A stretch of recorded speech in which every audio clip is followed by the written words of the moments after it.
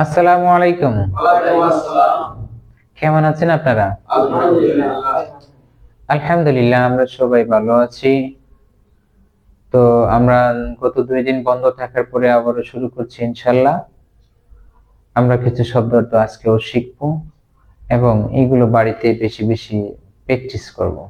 Practice বলতে বাড়িতে শুধু যে রেখে দেওয়া এটা না। আপনাকে বাড়িতে সময় পাইলে এটা খুঁজে একটুখানি চেষ্টা করতে হবে।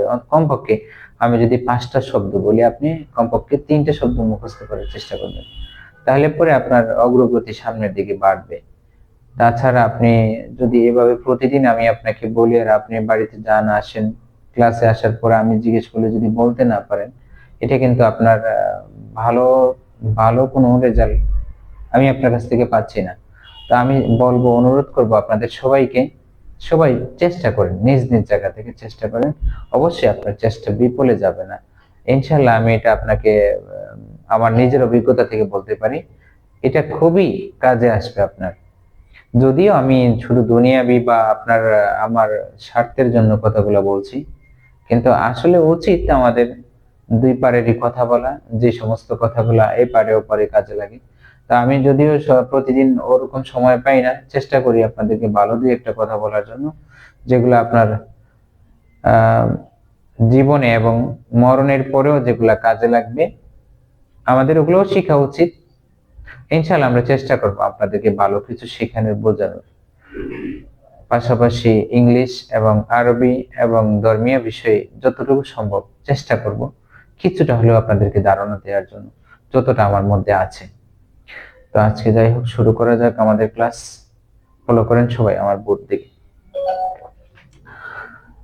আমরা যেমন সম্পন্ন হয়েছে একটা জিনিস আমরা বলতে পারি যে হয়ে গেছে, এই জিনিসটা যেমন হাওলা। হাওলা মানে সম্পন্ন হয়ে গেছে, হয়ে গেছে। আমরা যদি কোনো কিছু জিজ্ঞেস করি এটা হয়েছে কি, মানে হয়েছে মানে এটা সম্পূর্ণ হয়ে গেছে, হাওলা। তো এখানে যদি বলি হাওলা মা, হাওলা মা, এটা কি হয়ে গেছে? মা শব্দটা হচ্ছে প্রশ্নবোধক সব জায়গায়, প্রথম থেকে এটা মনে রাখতে হবে। মা শব্দটা হচ্ছে প্রশ্নবোধক। তো আমরা বললাম হাওলা মা, হয়ে গেছে কি? নি হাওলা মা, তুমি ভালো আছো কি? তো এই জিনিসগুলো আপনারা খেয়াল রাখবেন। তারপর তারপর হচ্ছে ছুইলা। তা ছুইলা, ছুই মানে যাওয়া, ছুইলা, ছুইলা। বিষয়টা হচ্ছে এখানে শব্দটা হচ্ছে চুইলা, চলে গেছে, চলে গেছে। কিন্তু যখন উচ্চারণ করে চাইনিজরা যখন বলে, তারা বেশিরভাগ ক্ষেত্রে বলে জোলা, থা জোলা, চলে গেছে, সে চলে গেছে, থা জোলা, সে চলে গেছে, থা জোলা, সে চলে গেছে, তা জোলা মা, সে চলে গেছে কি, তা জোলা মা, সে চলে গেছে কি। তো আমরা এরকমটা মনে রাখবো যে জোলা মানে চলে গেছে, এখানে মূলত শব্দটা ছুইলাম। কিন্তু তারা বলে এরকমই, উচ্চারণটা এরকম হয়, তা জোলা মা, সে চলে গেছে কি। মনে রাখবেন বিষয়গুলো, আমি যেভাবে বলছি এটা মনে রাখার চেষ্টা করবেন। খালা, এখানে যেমন খালা, খালা, দেখেছো? নিখালামা, তুমি দেখেছো কি?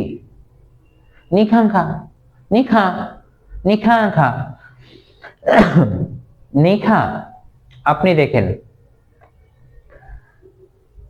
নিখা, আপনি দেখেন। ওয়াখালা, আমি দেখেছি। এখানে আছে খালা, দেখেছো বা দেখা। খালামা, দেখেছো কি? তারপরে হচ্ছে মায়লা। মায়লা শব্দটা হচ্ছে কোনো কিছু কেনাকাটার ক্ষেত্রে যখন আমরা বলি মায়লা, মায়লা মানে, মায়লা মানে কিনেছি আমি। আমি যদি বলি এই জিনিসটা আমি কিনে এনেছি, চিকাদংশি ওয়া মায়লা, চিকাদংশি ওয়া মায়লা, এই কলমটা আমি কিনেছি। চিকা পি ওয়া মায়লা, এই কলমটা আমি কিনেছি, মনে থাকবে? চিকা পি ওয়া মায়লা, এই কলমটা আমি কিনেছি। চিকা শৌচি ওয়া মায়লা, এই মোবাইলটা, মোবাইল ফোনটা আমি কিনেছি।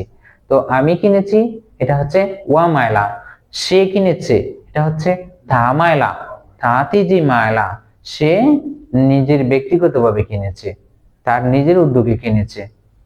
আহ এটা আমার, এটা যদি বলি আমি আমার, চেয়েছি ওয়াদা, চেগা ওয়াদা। এটা যদি বলি আমি তার, চেগা থাদা, চেগা থাদা, এটা তার। আর যদি হয় আপনার, তাহলে বলবো চেগা নিদা, চেগা নিদা। হ্যাঁ, ওয়াদা মানে হচ্ছে আমার, থাদা মানে হচ্ছে তার, নিদা মানে হচ্ছে তোমার। বুঝতে পারছেন তো? তো যাই হোক, আজকে এই পর্যন্তই। আমরা ইনশাল্লাহ সামনের দিনগুলোতে আরো সামনের দিকে যাব এবং অন্যান্য নতুন নতুন শব্দ নিয়ে আসব। আপনারা সবাই আমাদেরকেও হেল্প করবেন, আর আমরা আছি আপনাদের হেল্পের জন্য যতটা প্রয়োজন। যদি কোনো প্রশ্ন থাকে, যদি কোনো কোনো কিছু যখন তখন জানার ইচ্ছা হয়, আমাদের হোয়াটসঅ্যাপ গ্রুপ আছে, গ্রুপে আপনারা মেনশন করতে পারেন, বা গ্রুপে আপনারা প্রশ্ন করতে পারেন, বা গ্রুপে অন্যান্য বিষয়ে যেগুলা ইন্টারেস্টিং বিষয় আছে আপনারা সেগুলো শেয়ার করতে পারেন, বা কোনো কমেন্ট করতে পারেন। যেমন আমি ভিডিও করি, কথা বলি, আমার কথায় ভিডিওতে অনেক ধরনের ভুল থাকতে পারে, সেগুলো আপনারা বিশ্লেষণ করে বলতে পারেন যে আপনার এই জায়গাটা এরকম হয়েছে, এখান থেকে এরকম হলে ভালো হবে। আপনাদের পরামর্শ আমাদের কাম্য, আপনাদের পরামর্শ নিয়ে আমাদের পথ চলা। তো সকলের শুভ কামনায়, সকলের সুন্দর সুখময় জীবন কামনায় নিচ্ছি বিদায়। আসসালামু আলাইকুম, আল্লাহ হাফিজ।